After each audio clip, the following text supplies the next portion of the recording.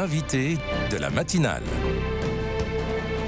KTO Radio. Depuis le 2 février dernier, l'annonce par la fraternité sacerdotale Saint-Pédis de l'ordination d'évêques en juillet prochain sans l'accord du pape, la question d'une nouvelle rupture schismatique des lefébristes revient sur le devant de l'actualité. Alors pour comprendre les enjeux de cette situation, on sollicite ce matin le regard d'un historien, Yves Chiron. Bonjour. Bonjour. Merci d'être avec nous. Vous êtes également essayiste, auteur en ce qui nous concerne ici du livre Histoire des traditionalistes paru aux éditions Talendier et plus récemment encore Nouvelle histoire du Concile Vatican II aux éditions Artege, tout juste sorti. Yves Chiron, on parle donc ici d'une ordination possible d'évêques sans l'accord du pape, ce qui est formellement interdit par l'Église et qui conduit ipso facto à une excommunication selon le droit canonique. Oui, c'est ça. Dans l'Église, les procédures de nomination des évêques peuvent varier d'un pays à l'autre, mais dans tous les cas, c'est évidemment le Saint-Siège et le pape en particulier qui décident de cette ordination. Donc, elle se fait selon la formule consacrée en union avec le Saint-Siège. Et toute ordination épiscopale qui se fait sans l'accord, sans l'autorisation du Saint-Siège, conduit ipso facto à une excommunication. C'est la règle depuis des siècles. Et comment la fraternité Saint-Pédis justifie-t-elle ce besoin d'ordination d'évêques ? Aujourd'hui, on dira que les raisons sont les mêmes qu'en 88, lors des premières ordinations épiscopales. C'est d'une part ce que la fraternité Saint-Pédis appelle l'état de nécessité, c'est-à-dire que selon elle, l'Église est dans une situation dramatique avec d'une part une baisse continue de la pratique religieuse dans le monde et d'autre part, selon elle, une Église qui n'enseigne plus les vérités de la foi. Donc il y a nécessité de poursuivre l'enseignement de la tradition et la transmission des sacrements selon la tradition. Et donc c'est ce qu'elle appelle aussi, la fraternité, l'opération survie. Donc état de nécessité de l'Église et opération survie pour que la tradition perdure. On compte 730, j'ai noté, prêtres et 2 évêques aujourd'hui au sein de la fraternité. Pour combien de fidèles et où on sait plus ou moins où ils se situent ? Oui, enfin, évaluer le nombre des fidèles, c'est difficile, c'est forcément plusieurs dizaines de milliers, mais on sait, voilà, les choses sont tout à fait tenues à jour par la fraternité elle-même, qu'on a à peu près 800 lieux de culte où se célèbre la messe traditionnelle par la fraternité Saint-Pédis dans le monde. Et donc cette fraternité, elle est présente dans 77 pays. Effectivement, le chiffre des prêtres que vous donnez est celui-là, donc 733, 735, ouais. Un tiers sont français, mais on peut indiquer qu'il y a une très forte progression de la fraternité Saint-Pédis aux États-Unis, puisque c'est là où on a le plus grand nombre de séminaristes. On a plus de 260 séminaristes, un tiers, sont aux États-Unis. Yves Chiron, si on vous sollicite ce matin, c'est aussi pour revenir sur l'histoire de cette fraternité sacerdotale Saint-Pédis. Rappelez-nous comment elle est née. Bien, le fondateur, c'est Monseigneur Lefebvre, qui a participé au Concile Vatican II. À l'époque, il était supérieur général de la congrégation des Pères du Saint-Esprit, donc congrégation générale des Spiritains. Et au concile, il était très actif avec d'autres évêques et des théologiens dans ce qu'on appelle la minorité, c'est-à-dire ceux qui, sur différents sujets, avaient des positions plus traditionnelles qu'ils défendaient face à une majorité qui, elle, était davantage dans la réforme, le mouvement, l'aggiornamento. Et la critique faite par Monseigneur Lefebvre avant le concile et après le concile a porté sur la doctrine de la liberté religieuse, sur la conception de l'Église et de ses rapports avec le monde, et aussi va se développer dans une critique de la nouvelle messe, donc de la réforme théologique issue du concile.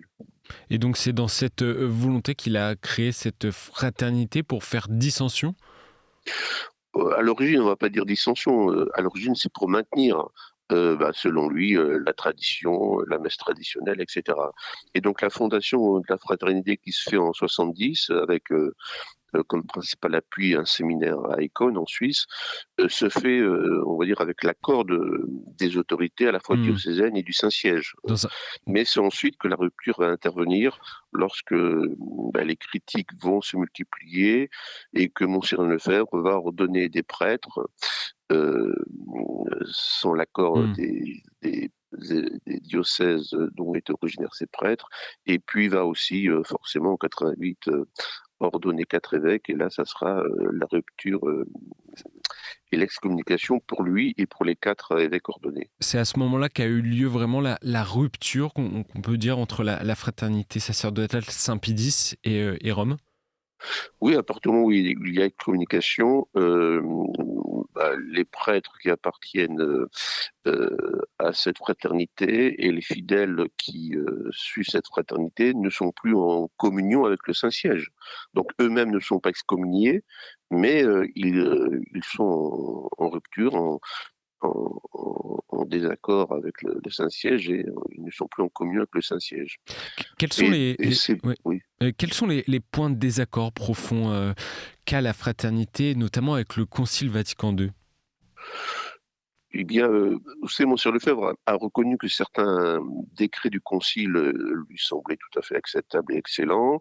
Je pense par exemple au décret sur les prêtres. Monseigneur Lefebvre trouvait que c'était un bon décret et il l'avait expliqué, commenté au père de sa congrégation, dont il était le supérieur général. Mais sur d'autres points, la liberté religieuse, également l'œcuménisme, donc les relations avec les autres confessions chrétiennes, également l'approche, on va dire, optimiste et dialogante avec le monde, et puis également l'autre critique porte sur les relations avec les religions non chrétiennes. Donc c'est pas qu'une volonté de célébrer la messe en latin. Non, Hmm. si vous voulez, en considérant que la nouvelle messe a été définie en 69, c'est-à-dire après le Concile, à l'époque du Concile et juste après le Concile, les désaccords portent d'abord sur certaines grandes orientations et certains grands textes du Concile. Et puis il va s'ajouter à ça, effectivement, la critique de la messe, de la réforme liturgique telle qu'elle est instituée en 69. Et donc aujourd'hui, la critique est la même, hein. Refus de la nouvelle messe, donc les prêtres de la fraternité ne célèbrent jamais la messe selon son nouveau rite, et puis critique des doctrines sur la liberté religieuse, l'œcuménisme, les relations avec les religions non chrétiennes. Se sont ajoutées d'autres critiques sous le pape François concernant par exemple l'admission éventuelle des divorcés remariés à la communion, ou la reconnaissance, enfin la bénédiction des homosexuels. Et vous l'avez dit, je ne sais plus si vous l'avez dit, mais en tout cas, vous avez parlé de cette excommunication de 4 évêques et de Monseigneur Lefebvre en 1988. Benoît XVI a levé cette excommunication en 2009 par l'intermédiaire du cardinal Ré, préfet de la congrégation pour les évêques à l'époque. Qu'est-ce qui a mené à cette reprise du dialogue en 2009 ?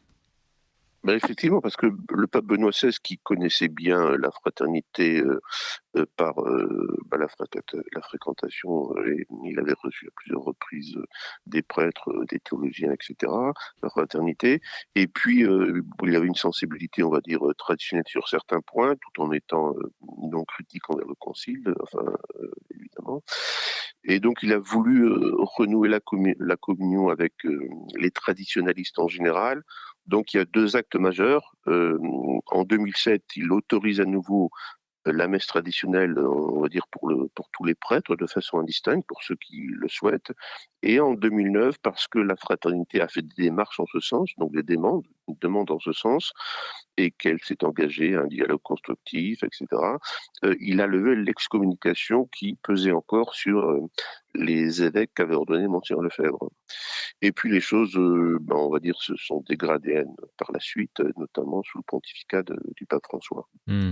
Et un mot également sur ces prêtres qui ont été nommés, ordonnés par des évêques. Qu'en est-il de ces prêtres ? Est-ce qu'ils peuvent conférer des sacrements ? Est-ce que ces sacrements sont reconnus par l'Église ? De ce point de vue-là, c'est un peu un paradoxe.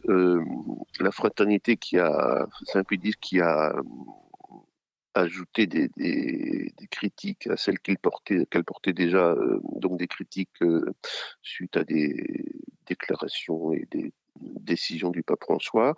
En revanche, le pape François, lui, s'est montré, on va dire, assez large et généreux en autorisant, ce qui n'était pas le cas auparavant, la fraternité Saint-Pédis à bénir les mariages et à recevoir les fidèles en confession. Donc ces concessions du pape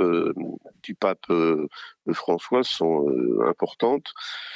Alors, puisque les prêtres, enfin les évêques ne sont plus excommuniés, que les prêtres de la fraternité ne sont pas encore en communion avec le Saint-Geste, puisque la fraternité Saint-Pédis n'a toujours pas de statut canonique, mais les fidèles, beaucoup d'entre eux considèrent que les évêques ne sont plus excommuniés, ils peuvent assister aux messes célébrées par les prêtres de cette fraternité. Vous parlez de cette reconnaissance d'un statut canonique.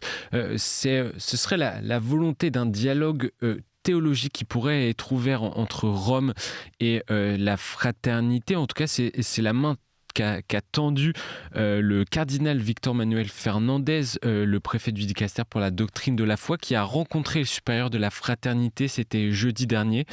En quoi consisterait un dialogue théologique justement entre Rome et la fraternité ? Ben oui, effectivement, la chronologie est pour l'instant assez simple. Le 2 février, le supérieur général de la fraternité, l'abbé Pagliarani, annonce que la fraternité va consacrer des évêques le 1er juillet sur l'accord du Saint-Siège.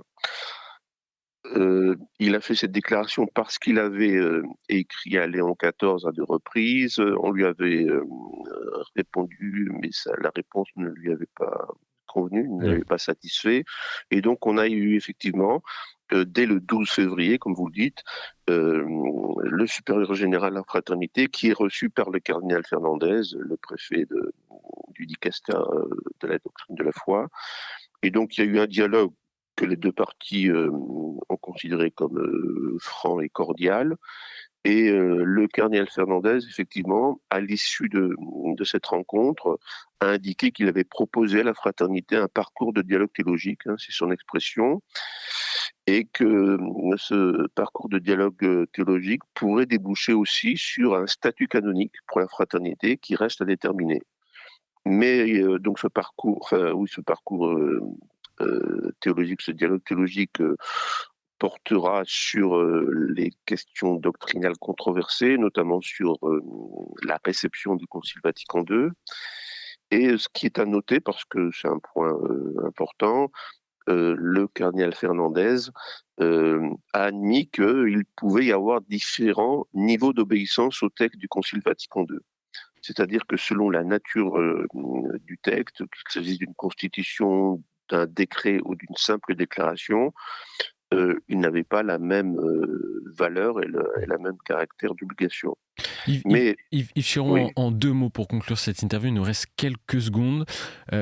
C'est quelque chose qui vous semble envisageable, l'éventualité d'une rupture aujourd'hui ou pas ? Très sincèrement, puisque le cardinal Fernandez a indiqué que la condition pour que le dialogue se poursuive, c'est que la fraternité suspende les ordinations qu'elle a prévu de faire. Je ne veux pas préjuger l'avenir, mais il me semble difficile que la fraternité accepte cette suspension comme condition du dialogue.